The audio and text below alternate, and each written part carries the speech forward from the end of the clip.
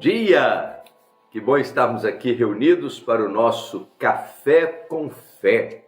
Tempo de celebrar a Jesus, tempo de devoção, tempo de compreensão da palavra de Deus. A nossa oração é que Deus dê a cada um dos irmãos e amigos um dia muito abençoado na presença do Senhor.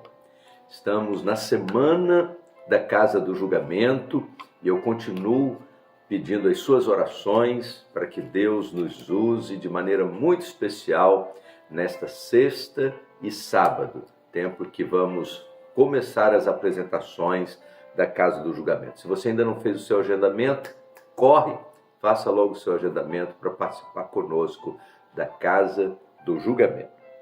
Estamos iniciando hoje a leitura do primeiro livro das Crônicas dos Reis de Israel. Esses primeiros capítulos do livro de Crônicas, nós temos uma sequência conhecida como genealogia ou sequência genealógica. E o texto começa no primeiro verso falando de Adão, os descendentes de Adão foram Sete, Enos, Cainã, Maalalel, Jared, Enote, Matusalém, Lameque e Noé.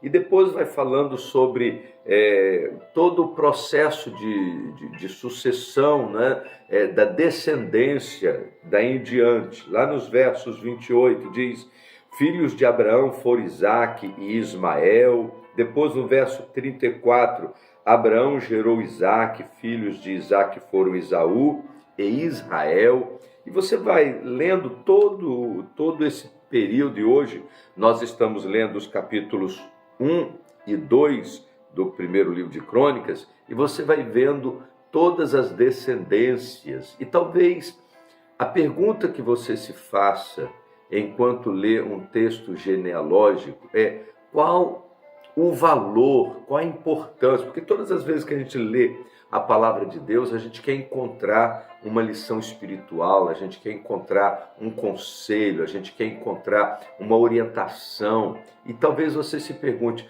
qual a importância do registro genealógico na Bíblia? Talvez para muita gente, ler os primeiros capítulos do livro de Crônicas acaba sendo um enfado, porque fulano gerou ciclano, e vai assim num processo muito intenso de compartilhamento da genealogia, e nem sempre a gente consegue encontrar uma lição nisso tudo.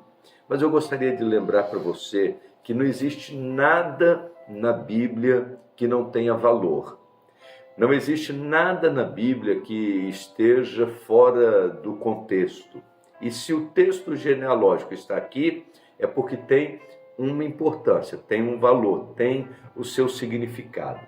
Quando nós lemos a genealogia, nós conseguimos encontrar o quadro histórico de todas as ações de Deus no tempo e na história. A palavra de Deus vai falar sobre personagens, mas eles não são personagens soltos, sem que haja uma linha, uma sequência. E quando a gente lê o livro, as árvores genealógicas, quando a gente consegue enxergar esta sequência da história, nós vemos a ação de Deus no tempo e na história, como Deus foi costurando as coisas, como Deus foi usando as pessoas, a maneira como que Deus foi usando cada um em seu tempo. E quando a gente lê aqui o nome de alguns desses homens, a gente vai se lembrando da maneira como que Deus, por sua graça e bondade, foi construindo toda a história para que, através dessa história, ele pudesse cumprir o seu propósito de salvação. Porque de Adão até Jesus, há todo um enredo, e o propósito era construir essa sequência para que em Jesus Deus pudesse então cumprir o propósito de salvação de toda a humanidade. A história é dividida entre antes de Cristo e depois de Cristo, mas segundo o apóstolo Paulo, Deus fez convergir em Cristo todas as coisas.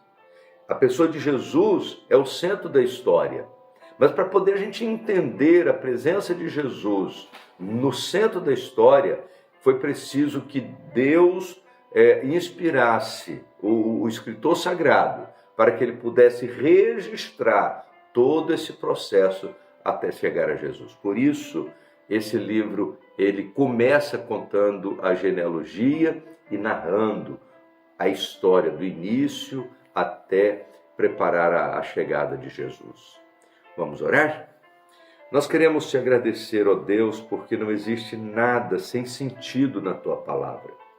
Obrigado, ó Deus, porque até mesmo através das genealogias nós conseguimos enxergar os planos do Senhor no tempo e na história.